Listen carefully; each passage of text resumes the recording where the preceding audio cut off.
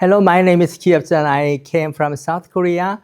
I come to the Berlin European Conference to give my report about long COVID syndrome. Long COVID syndrome is a kind of disease that occurs after acute corona infection. If you have some kind of corona symptoms over 3 months after corona infection, it is called long COVID syndrome.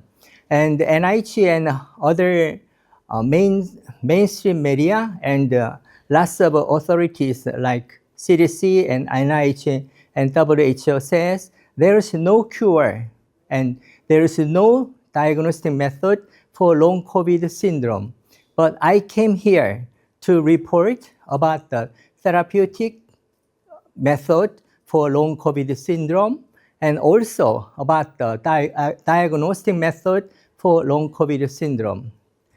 And I am very pleased to give my report about my method to cure long COVID syndrome and another method to diagnose long COVID syndrome.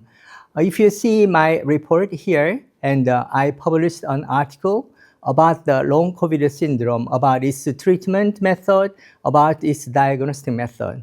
So please refer that kind of article, and you will recognize there are methods to cure long COVID syndrome and to diagnose long COVID syndrome.